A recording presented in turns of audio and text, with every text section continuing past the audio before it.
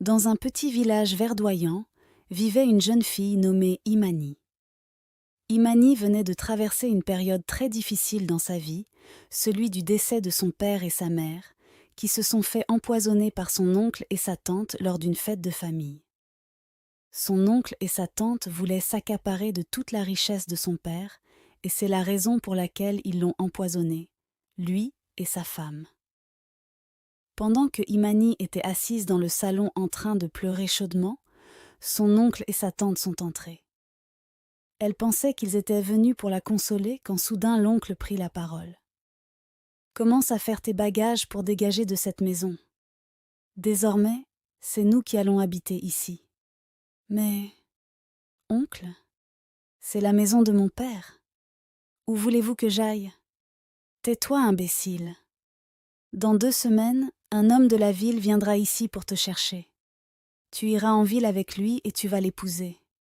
Il nous a déjà payé ta dot, donc commence à te préparer. »« Mais, oncle, je ne suis pas prêt à me marier. » Avant qu'elle ne finisse sa phrase, une gifle retentit sur son visage. « Je n'ai plus rien à ajouter. Si je reviens ici et que tes bagages ne sont pas faits, tu verras de quel bois je me chauffe. On te dit que tu vas te marier avec un homme riche, et au lieu de sauter de joie, tu es en train de te plaindre. Comment peut-on être bête à ce point ? » ajouta sa tante. Après ces mots, ils se retournèrent et quittèrent le salon. Imani était perdue. Elle s'effondra au sol et commença à pleurer. Elle venait de se faire vendre à un homme dont elle ne connaissait rien. 2 semaines plus tard, une belle voiture vint se garer dans le village. C'était l'homme qui devrait partir avec Imani. C'était un homme très riche et soigné qui s'appelait Newton et qui habitait en ville. Il fit entrer Imani dans sa voiture sous le regard de certains villageois qui n'avaient jamais vu une si belle voiture. Ils quittèrent ensuite le village pour se diriger vers la ville. Imani n'était jamais allée en ville et elle ne savait pas ce qui l'attendait. Elle était stressée tout au long du voyage. Une fois arrivée dans la maison de Newton, Imani était impressionnée face à la beauté et le luxe dans lequel il vivait. Elle était à la fois choquée et stressée. Une fois au salon, elle essaya d'entamer une discussion avec le monsieur qui était désormais son mari pour en savoir plus sur lui. « Pouvez-vous me parler un peu plus de vous, monsieur ?» demanda-t-elle l'air curieuse. Il lui répondit « Je m'appelle Newton, et tout ce qui me préoccupe en ce moment, c'est de gagner suffisamment d'argent. Comme tu l'as déjà remarqué, je suis très riche. » Imani répondit « Oui, je l'ai remarqué. Qu'est-ce que vous aimez et qu'est-ce que vous n'aimez pas ?» Newton répondit « Ce que j'aime, c'est l'argent, et ce que je n'aime pas, c'est être sans argent. » Surprise par sa réponse, elle demanda « Il y a-t-il des choses que vous détestez ? Vous faites une inspection, madame ? Ou vous êtes détective privé ?» Imani répondit qu'elle voulait simplement en savoir un peu plus sur lui. « Je suis désormais appelée à vivre avec vous et je ne connais rien de vous. Il est donc normal que je veuille mieux vous connaître. » Le jeune homme lui répondit « Ton oncle et ta tante m'ont dit que tu n'étais pas instruit, mais je vois déjà le contraire. » Imani se rendit compte qu'il serait inutile de continuer à lui poser des questions, car il était trop agressif. Elle décida de remettre à plus tard. « Nous reparlerons plus tard. Je vous souhaite une bonne nuit. » Newton lui souhaita également une bonne nuit et lui demanda d'aller se coucher dans leur chambre. Elle récupéra ses affaires et alla s'installer dans la chambre de Newton. Le lendemain très tôt, la jeune femme constate que son mari n'était plus là. Serait-il déjà parti au travail ? Se demanda-t-elle. Elle se leva et se mit à faire les travaux ménagers. Elle nettoya tout le salon et rangea tous les meubles. Ensuite, elle fit la cuisine pour elle et pour Newton. Le soir, dès qu'il est rentré à la maison, Imani lui annonça qu'elle avait déjà préparé pour lui. « J'ai déjà fait la cuisine pour nous deux. Tu peux venir manger après ta douche. » À sa grande surprise, Newton lui répondit « Je n'ai pas faim. J'ai déjà mangé en ville avant de rentrer. » Tu peux manger sans moi. Imani répondit tristement. Mais j'ai pris le temps de préparer le repas pour nous deux. Le jeune homme lui répondit en haussant le ton. Écoute, ne m'énerve pas.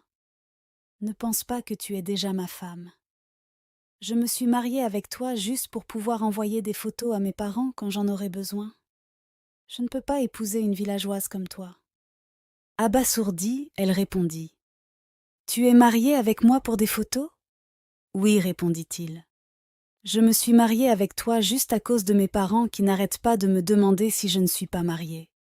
Désormais, je pourrai leur envoyer des photos pour leur faire croire que je suis déjà mariée. C'est pour ça que je t'ai laissé dormir dans mon lit hier. Bon, si c'est ainsi, peux-tu me laisser me retourner au village puisque tu as déjà tes photos ? Non, répondit-il. Mes parents sont imprévisibles. Ils peuvent me redemander des photos à tout moment. Je ne peux pas te laisser partir. Je suis désolée, mais je ne peux pas vivre comme ça. Si je me suis mariée avec toi, sache que j'ai aussi des attentes parce que je ne suis pas un objet. Si tu ne peux pas satisfaire mes attentes, laisse-moi alors retourner au village. Retourner au village ? Je n'ai pas dépensé autant d'argent pour te laisser partir comme ça. Sais-tu combien j'ai payé ta tante et ton oncle pour partir avec toi ? Tu m'as épousée ou tu m'as achetée ? Eh bien, les deux, répondit Newton. Bon, si tu ne peux pas me laisser rentrer au village, pourrais-tu m'aider à avoir aussi un travail ? Je ne vais quand même pas rester ici à longueur de journée sans rien faire, alors que toi tu vas à ton boulot. Non, la télévision que tu vois dans le salon n'est pas là pour rien. Tu peux regarder la télévision si tu t'ennuies. Tu n'as pas besoin de travailler. Il y a tout ce qu'il faut dans cette maison. Imani baissa tristement la tête. Son oncle et sa tante l'avaient vendue à un homme qui la prenait pour une marionnette. Newton se rendit dans la chambre et reçut un appel de sa mère. « Allô mon fils, peux-tu me passer ma belle-fille ? Je veux entendre sa voix. » Newton remit le téléphone à Imani. « Allô ? Comment vas-tu ma fille ? Je vais bien madame ? Maman ? Et vous ? Je vais bien aussi. Quand vas-tu me donner des petits-enfants ma fille ? Demanda la mère de Newton l'air excité. Bientôt madame. Maman ? Répondit Imani avant de raccrocher. À la fin de l'appel, Newton lui demanda « Pourquoi as-tu dit à ma mère que tu allais lui donner des petits-enfants ?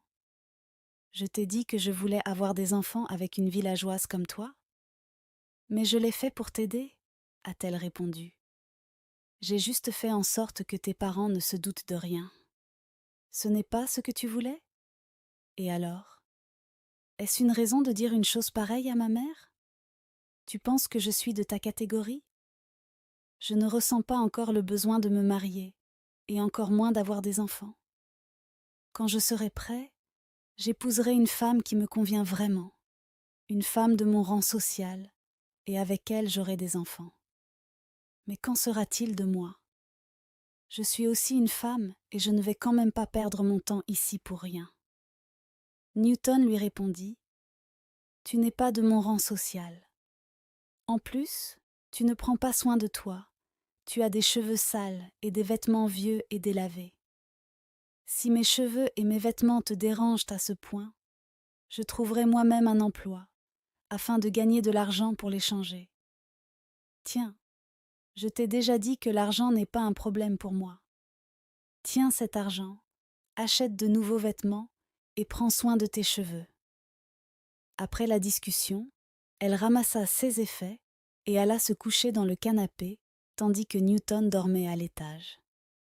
Le lendemain, dès que Newton est parti au travail, elle alla déposer également tout l'argent qu'il lui avait donné sur la table. « Je n'ai pas besoin de cet argent. Je ne veux pas de son argent. Je ne suis pas un objet. Je ferai de mon mieux pour trouver un travail ici. Je n'ai pas besoin de le lui dire puisqu'il ne m'aidera pas.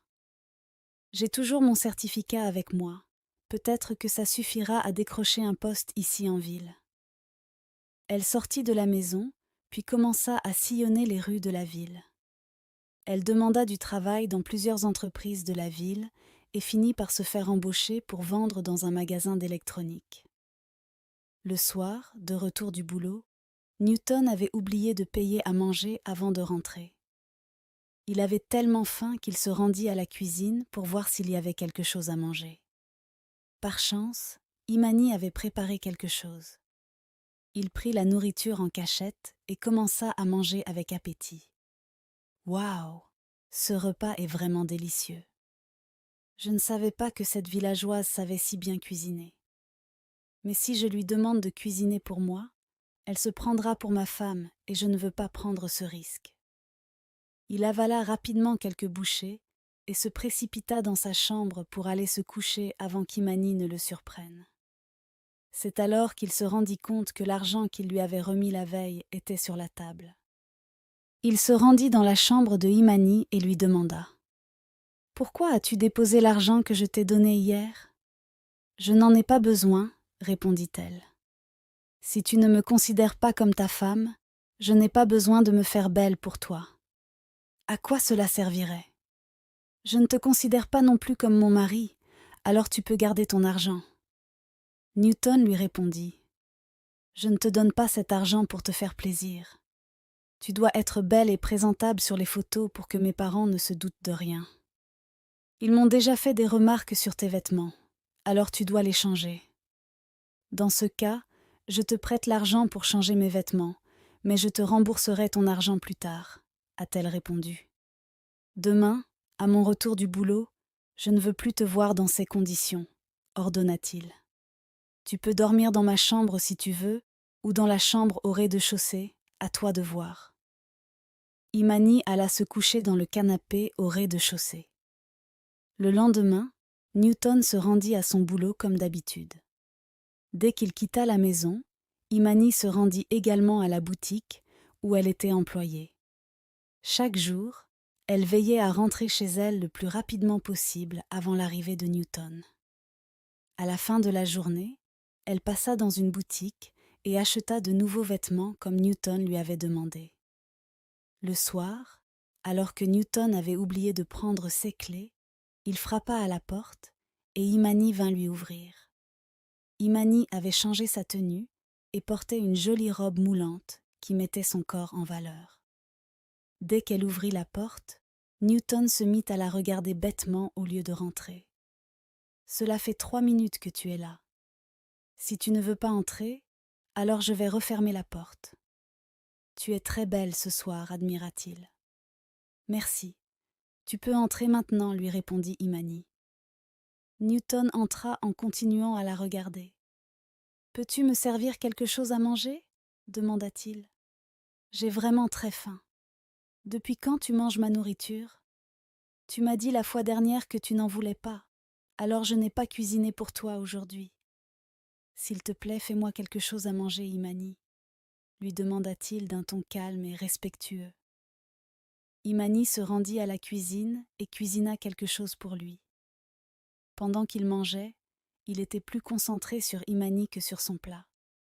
Il la regardait et se disait : « Elle est vraiment très belle en réalité. » Il essayait de se concentrer, de penser à autre chose, mais il n'arrivait pas à s'empêcher de contempler ce joli corps qui se dessinait sous cette robe moulante.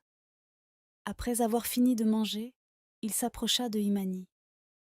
Il glissa sa main sur son épaule tendrement et lui demanda : « Peux-tu dormir dans ma chambre aujourd'hui, s'il te plaît ? » Mais Imani était contrariée. « Je n'en ai pas envie, je préfère dormir au rez-de-chaussée comme d'habitude. Tu es ma femme, je suis ton mari, et tu dois faire ce que je te demande. Alors ce soir, tu dormiras avec moi dans notre chambre. » Imani se demandait ce qui lui arrivait. D'abord il mange ma nourriture, et maintenant il veut que je dorme dans sa chambre. Je n'ai pas envie, répondit Imani. Je préfère dormir au rez-de-chaussée. Écoute, c'est moi l'homme et c'est moi qui décide. Sans plus attendre, il commença à ramener les affaires d'Imani dans sa chambre. Un mari et une femme doivent dormir dans la même chambre. Et c'est ce que nous sommes. À partir de maintenant, tu devras dormir dans la même chambre que moi. Tu peux oublier la chambre qui est au rez-de-chaussée. Mais qu'est-ce qui t'arrive ce soir? Demanda Imani. Tu n'as qu'à aller éteindre la télé au salon et à venir dormir à côté de ton mari, répondit-il. Sans lui demander, il éteignit la télévision et la traîna avec lui dans sa chambre. Ils dormirent ensemble. Le lendemain, après le départ de Newton, Imani se rendit elle aussi à son nouveau travail dans la boutique d'électronique. Toute la journée, pendant qu'il travaillait, Newton se demandait ce qui lui arrivait. Normalement, il avait épousé Imani que pour les photos, mais maintenant, il commençait à tomber amoureux d'elle. Comment ai-je pu tomber amoureux d'une villageoise? Ce n'était pas mon plan, se répétait-il dans sa tête. Bon, je dois me concentrer sur mon travail et oublier cette fille. Elle n'est même pas de mon statut social. Un homme respectable comme moi ne devrait pas s'intéresser à une fille ordinaire comme elle. Pendant ce temps, Imani se posait également des tonnes de questions. Comment a-t-il pu changer aussi rapidement? J'espère que je n'ai rien à craindre avec lui. Avec des gens comme lui, on peut s'attendre à tout. Ce jour-là, Newton était tellement distrait et déconcentré qu'il décida de rentrer chez lui, car toutes ses pensées le ramenaient à la jeune femme. À son arrivée, il constate qu'elle n'était pas dans sa chambre et qu'elle n'était nulle part dans la maison. 1, 2, 3 heures passent et elle n'était toujours pas rentrée. Furieux, il commença à se demander où elle pourrait bien être. Il sorta de la maison pour voir si elle était dans les parages. Soudain, il vit une voiture s'approcher au loin. Il se retourna dans la maison dès qu'il vit Imani dans la voiture. Lorsque Imani entra, il l'attendait déjà, l'air énervé. « Où étiez-vous, madame ?» Au vu du visage rouge de colère de Newton, Imani savait déjà qu'elle était fichue. « Je suis allée acheter quelque chose, » répondit-elle en tremblant alors que son corps était déjà couvert de sueur. « Où est cette chose ?» demanda Newton. « Je l'ai mangée en chemin, c'était de la nourriture. » Avec un air dégoûté, il répondit. « Non seulement tu es une menteuse, mais tu es aussi une prostituée. Que peux-tu aller chercher à manger pendant plus de 3 heures juste quand je ne suis pas à la maison?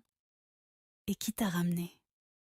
C'était quelqu'un qui voulait juste m'aider, c'est tout, expliqua-t-elle. Et je ne suis pas une prostituée. Tu l'es, et tu es une prostituée bon marché, s'exclama Newton. Tu n'as rien trouvé de mieux à faire? Imani répondit l'air agacé. Oui, je suis une prostituée. Qu'est-ce que ça peut te faire? De toute façon, je ne suis pas mariée à toi, je ne te dois rien. Tu m'as déjà dit que nous sommes ensemble juste pour des photos. Je suis libre de faire ce que je veux et de gérer ma vie comme je l'entends. J'utilise mon corps pour me prostituer, pas le tien. Newton lui répondit, « Ce n'est plus seulement ton corps, c'est aussi le mien. J'ai payé cher pour ta dot. Tu es à moi, j'ai tous les droits sur toi parce que tu m'appartiens. » Pourquoi cela te met-il en colère? Demanda Imani. Tu m'as toujours dit que tu avais l'intention d'épouser une femme qui te conviendrait et avec laquelle tu aurais des enfants. Alors laisse-moi faire ce que je veux aussi. Écoute, jeune fille, poursuivit Newton. À partir de maintenant, tu ne sortiras plus pour acheter quoi que ce soit. Si tu dois quitter cette maison, ce sera avec moi. Je ne te fais plus confiance. Je ne suis pas une prostituée et jamais je ne le serai. Je suis une femme avec des principes et des valeurs, alors je ne te laisserai pas me traiter comme ça. Tu n'as pas à m'interdire quoi que ce soit. Bon, assez parlé. Je vais essayer de croire tes mensonges aujourd'hui. Maintenant, prépare-moi quelque chose à manger. Désormais, je prendrai mon petit déjeuner, mon déjeuner, et même mon dîner à la maison. Je ne paierai plus à l'extérieur. Imani alla à la cuisine, l'air énervé, et lui fit à manger. Dès qu'elle lui a servi le repas, Newton refusa de manger seul. Il lui demanda de se joindre à lui pour manger avec lui. Malgré les protestations de la jeune femme, elle finit par céder, car elle savait qu'il ne servirait à rien de discuter avec un homme comme lui, parce qu'il avait toujours raison. Ils mangèrent ensemble pour la première fois, et dormirent ensemble dans leur chambre. Pendant tout le mois, Newton rentra chez lui tous les après-midi, mais Imani n'était jamais à la maison. Il ne lui fit aucun reproche, car il voulait mener ses investigations seul. Il décide de consacrer une journée entière à la suivre pour connaître l'endroit où elle va tous les jours. Le lendemain matin, au lieu de se rendre à son travail, il attendit au dehors dans sa voiture sans qu'Imani ne s'en aperçoive. Lorsqu'elle a fini de se préparer, elle est sortie et a pris un taxi. Newton a suivi le taxi avec sa voiture et l'a vue descendre devant un magasin. Newton se demandait ce qu'elle ferait bien dans un magasin. Imani entra et commença à vendre comme elle en avait l'habitude. Newton se rendit compte qu'elle travaillait en fait dans le magasin. Il était soulagé. « Au moins, elle ne me trompe pas », se dit-il. Heureusement que je ne l'ai pas confrontée, cela aurait pu mal tourner. Il est ensuite rentré chez lui pour se reposer, très fatigué de s'être finalement stressé pour rien. Maintenant, il avait l'esprit tranquille. Quand Imani est revenue le soir, elle a constaté que Newton était déjà rentré. Sa voiture était garée dans la cour. Elle savait qu'il serait à nouveau furieux et que cette fois-ci, elle n'aurait aucune issue pour se justifier. Elle est allée dans la chambre pour déposer son sac discrètement, mais Newton l'attendait déjà et l'a donc surpris. « Alors, où étais-tu cette fois-ci » demanda-t-il. « Ne me dis pas que tu es encore allé faire des courses, parce que je suis restée à la maison toute la matinée, mais je ne t'ai pas vue. Je ne me sentais pas bien. J'avais de la fièvre et des maux de tête, alors je suis rentrée pour me reposer, et c'est alors que toute la matinée, tu n'étais pas là. Peux-tu donc me donner une raison convaincante pour laquelle tu n'étais pas à la maison depuis le matin ? Tu as de la fièvre, n'est-ce pas ? Laisse-moi te donner d'abord des médicaments, répondit-elle en ignorant sa principale question. Non, ce n'est pas la peine, s'écria Newton. J'ai déjà pris les médicaments et je me sens beaucoup mieux. Maintenant, ne fais pas semblant d'ignorer ma question. Dis-moi simplement où tu étais. Si tu ne me réponds pas, je quitterai la maison pour de bon et tu ne me reverras plus. Ne fais pas ça. Je sais que tu ne seras pas content d'apprendre où j'étais et ce que je faisais, mais je veux juste que tu comprennes que je ne suis pas une prostituée. En fait, j'étais allée travailler. J'ai trouvé un emploi pour vendre dans un magasin. Je m'ennuie tous les jours à la maison et je me sens inutile à ne rien faire. Pourquoi resterais-je à la maison sans rien faire alors que je pourrais aussi faire quelque chose et gagner de l'argent ? Newton lui répondit : « Pourquoi ma femme devrait-elle travailler comme vendeuse dans une boutique ? Tu sais bien que je suis un homme assez respecté. Ou tu ne le sais pas ? Comment sais-tu que je suis vendeuse dans une boutique ? S'étonna Imani. Et pourquoi m'appelles-tu encore ta femme ? Écoute, Imani, au début, je t'ai épousée pour tromper mes parents et leur envoyer des photos à chaque fois qu'ils vont me le demander. Mais maintenant, je pense qu'il est temps de te dire que les choses ont changé avec le temps. Tu comptes maintenant beaucoup plus pour moi. Je pense que je suis tombée amoureux de toi, Imani.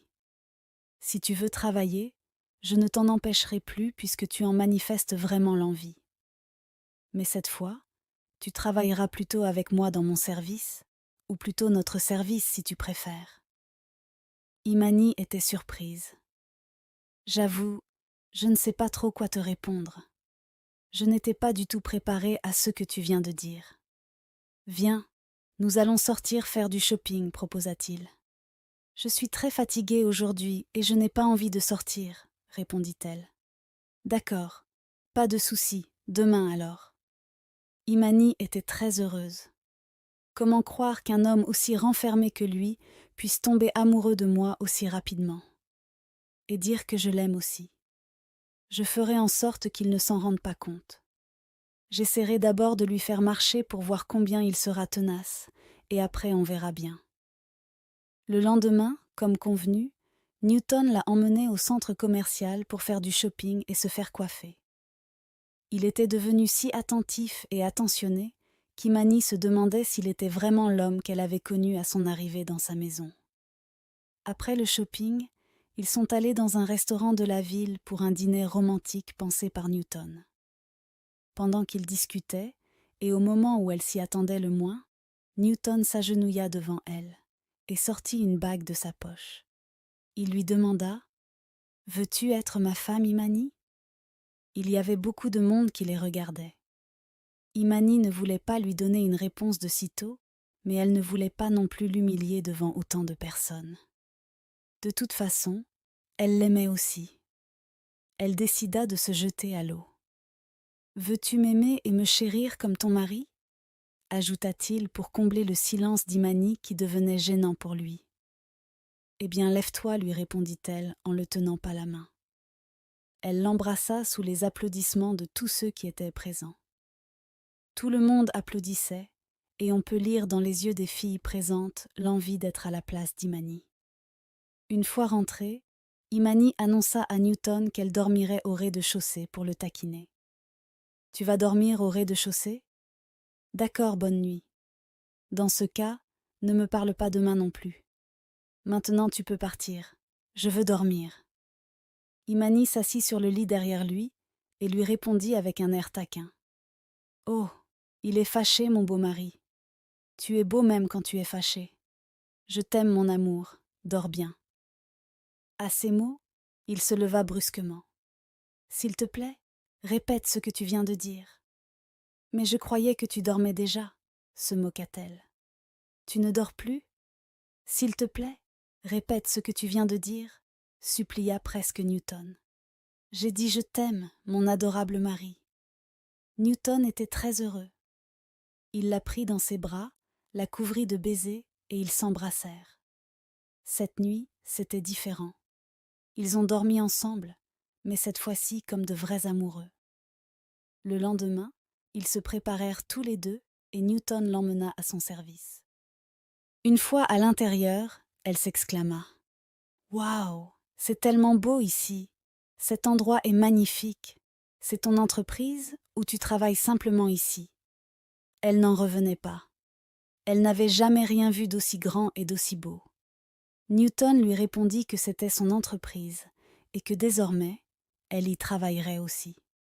D'un air taquin, il ajouta « Tu seras mon employé, mais je ne te paierai pas. » Imani se mit à rire. « Je préfère cela que de rester à la maison tous les jours sans rien faire. En plus, travailler avec toi me permettrait de t'admirer tout le temps.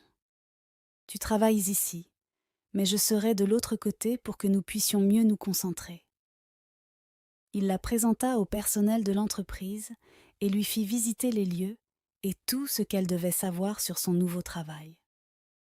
Une fois l'inspection terminée, ils se sont retournés à la maison. Une fois à la maison, la mère de Newton appela. « Je suis très en colère contre toi, Imani.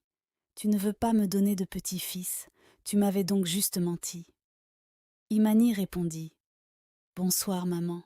Quand reviendras-tu nous visiter ?»« Pas avant que tu ne me fasses des petits-fils, » répondit-elle. « Maman, c'est ton fils. C'est lui qui ne veut pas encore avoir d'enfant. Il ne veut pas me toucher. Passe-lui le téléphone, j'ai quelques mots à lui dire. » Newton répondit immédiatement. « Non, maman, je suis prêt à avoir autant d'enfants que tu voudras. » Confuse, elle lui répondit. « Puisque tu ne te décides pas, je te donne 1 an pour me présenter mon petit-fils ou ma petite-fille. Au bout d'1 an, je viendrai vous rendre visite, moi et ton père, pour voir notre petit-fils. »« Considère que c'est fait, maman, » répondit Newton. Ils se souhaitèrent bonne nuit et mirent fin à l'appel. Soudain, il lui demanda « Pourquoi as-tu dit à maman que je ne te touchais pas ?»« J'ai juste dit ce qui est vrai, » a-t-elle répondu. « M'as-tu déjà touché une fois ? Ou attendais-tu que je fasse le premier pas ? Tu aurais pu me le dire si tu l'avais voulu. Je ne voulais pas te mettre la pression, et encore moins faire quelque chose que tu ne voudrais pas faire. Mais si tu le souhaites, pourquoi pas faire notre premier enfant ce soir ? » « D'accord, mais faudra d'abord m'attraper, » répondit-elle. Elle commença à courir, incitant Newton à la poursuivre. Cette nuit, ils ont partagé leur première intimité. 2 semaines plus tard, ils se sont rendus dans le village d'Imani et avec l'aide d'un avocat employé par Newton, Imani récupéra la maison de son père et tous les biens que son oncle et sa tante lui avaient volés. Tous les villageois admiraient Imani. Elle était rayonnante. Elle était devenue une femme très belle et soignée. Newton et Imani vécurent heureux et, quelques mois plus tard, Imani découvrit qu'elle était enceinte. Elle donna ensuite naissance à un petit garçon et sa belle-mère et son beau-père sont venus lui rendre visite comme ils l'avaient prévu. Ils étaient très heureux. L'oncle et la tante d'Imani avaient planifié de détruire sa vie, la forçant à épouser un homme qu'elle ne connaissait pas. Mais les choses se sont tournées en sa faveur, car elle avait un cœur pur et était innocente. Newton, en sa position d'homme riche et respectable, a fini par épouser une villageoise. Comme quoi, la vie nous réserve toujours des surprises. L'amour est un sentiment fort et beau. Restez toujours vous-même et laissez vos détracteurs et vos ennemis retomber dans les pièges qu'ils vous ont tendus. Répondez Amen dans les commentaires si vous y croyez.